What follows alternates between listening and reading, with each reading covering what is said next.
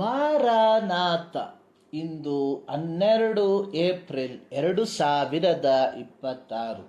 ಎಲ್ಲ ಪ್ರಿಯರಿಗೂ ಭಾನುವಾರದ ಶುಭಾಶಯಗಳು. ಈ ದಿನದ ಧ್ಯಾನ ಭಾಗ ಪೌಲನು ಫಿಲಿಪ್ಪಿಯರಿಗೆ ಬರೆದ ಪತ್ರಿಕೆ 2ನೇ ಅಧ್ಯಾಯದ 10-11 ವಾಕ್ಯ. ಆದದರಿಂದ ಸ್ವರ್ಗ, ಮರ್ತ್ಯು, ಪಾತಾಳಗಳಲ್ಲಿರುವವರೆಲ್ಲರೂ ಯೇಸುವಿನ ಹೆಸರಿನಲ್ಲಿ ಅಡ್ಡಬಿದ್ದು ಯೇಸು ಕ್ರಿಸ್ತನನ್ನು ಒಡೆಯನೆಂದು ಪ್ರತಿಜ್ಞೆ ಮಾಡಿ ತಂದೆಯಾದ ದೇವರಿಗೆ ಘನವನ್ನು ಸಲ್ಲಿಸುವರು. ರೋಮನ್ನರು ತಮ್ಮದೇ ಆದ ಸಾಂಪ್ರದಾಯಿಕ ದೇವತೆಗಳನ್ನು ಪೂಜಿಸುವವರಾಗಿದ್ದರು.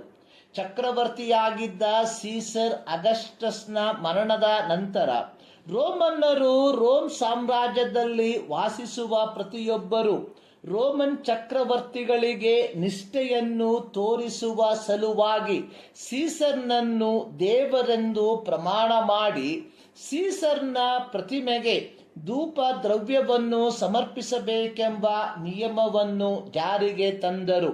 ಅದು ಮಾತ್ರವಲ್ಲದೆ ರೋಮನ್ನರು ಸೀಸರ್ಗೆ ಲೋಕರಕ್ಷಕ, ದೇವರ ಮಗ ಎಂಬಿ ಬಿರುದನ್ನು ನೀಡಿದರು. ಆದರೆ ಮೊದಲ ಶತಮಾನದ ಕ್ರೈಸ್ತರು ಈ ಆಚರಣೆಯನ್ನು ವಿಗ್ರಹಾರಾಧನೆ ಎಂದು ಪರಿಗಣಿಸಿ ಈ ಆಚರಣೆಯಲ್ಲಿ ಭಾಗವಹಿಸಲು ನಿರಾಕರಿಸಿ ಯೇಸು ಕ್ರಿಸ್ತನು ಮಾತ್ರ ದೇವರೆಂದು ಪ್ರತಿಪಾದಿಸಿದರು.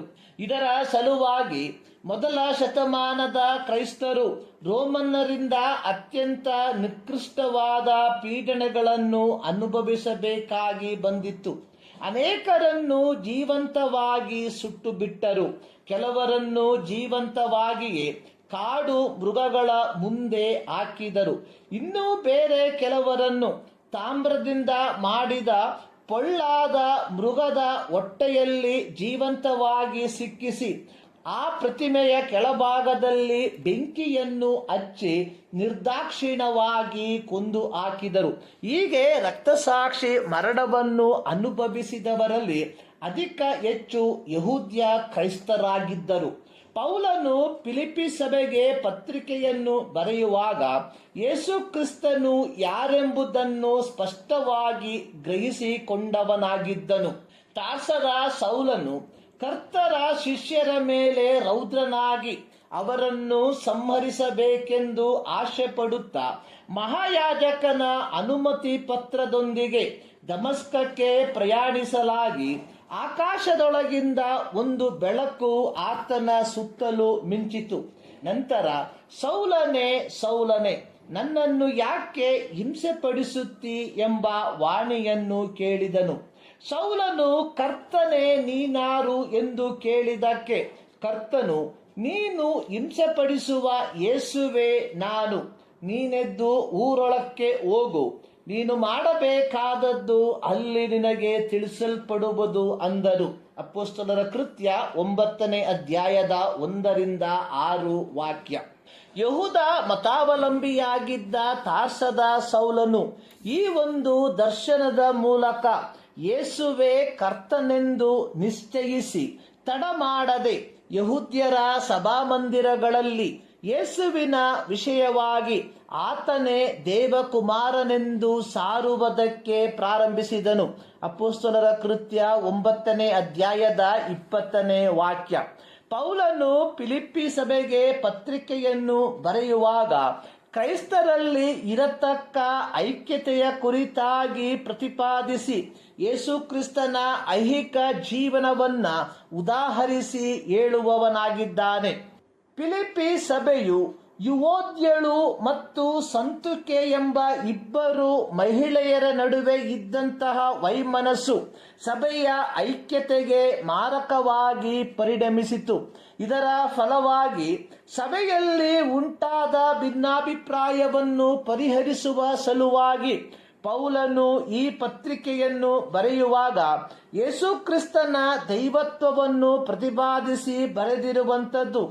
ಆತನು ದೇವ ಸ್ವರೂಪನಾಗಿದ್ದರೂ ದೇವರಿಗೆ ಸರಿಸಮಾನನಾಗಿರುವುದೆಂಬ ಅಮೂಲ್ಯ ಪದವಿಯನ್ನು ಬಿಡಲೊಲ್ಲೆನು ಎಂದೆಣಿಸದೆ ತನ್ನನ್ನು ಬರಿದು ಮಾಡಿಕೊಂಡು ದಾಸನ ರೂಪವನ್ನು ಧರಿಸಿ ಮರಣವನ್ನು, ಅಂದರೆ ಶಿಲುಬೆಯ ಮರಣವನ್ನು ಹೊಂದುವಷ್ಟು ವಿಧೇಯನಾದನು.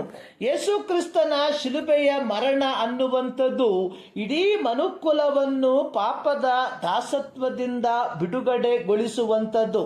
ಪೌಲನು ತನಕ್ಕಿಂತಲೂ 800 ವರ್ಷಗಳ ಹಿಂದೆ ಪ್ರವಾದಿಯಾದ ಯೆಶಾಯನು ಪ್ರವಾದಿಸಿದ ಪ್ರವಾದನ ಮಾತುಗಳನ್ನು ಇಲ್ಲಿ ಉದ್ಧರಿಸಿ ಬರೆದಿರುವಂಥದ್ದನ್ನು ನೋಡುತ್ತೇವೆ. ಪ್ರವಾದಿಯಾದ ಯೆಶಾಯನು ಹೇಳಿರುವಂಥದ್ದು, ಎಲ್ಲ ದಿಗಂತಗಳವರೇ ನನ್ನ ಕಡೆಗೆ ತಿರುಗಿಕೊಳ್ಳಿರಿ, ರಕ್ಷಣೆಯನ್ನು ಹೊಂದಿಕೊಳ್ಳಿರಿ, ನಾನೇ ದೇವರು, ಇನ್ನೂ ಯಾರೂ ಇಲ್ಲ. ಯೆಶಾಯ 45 ಅದರ 22. ಈ ಪ್ರವಾದನೆಯ ಪೂರ್ತೀಕರಣ ಯೇಸು ಕ್ರಿಸ್ತನ ಶಿಲುಬೆಯ ಮರಣ ಪುನರುತ್ಥಾನದ ಮೂಲಕ ಪೂರ್ತಿಗೊಂಡಿರಲಾಗಿ ಎಲ್ಲರೂ ಯೇಸು ಕ್ರಿಸ್ತನನ್ನು ಒಡೆಯನೆಂದು ಪ್ರತಿಜ್ಞೆ ಮಾಡಿ ತಂದೆಯಾದ ದೇವರಿಗೆ ಘನವನ್ನು ಸಲ್ಲಿಸುವರು ಎಂದು ಪೌಲನು ಬರೆದಿದ್ದಾನೆ.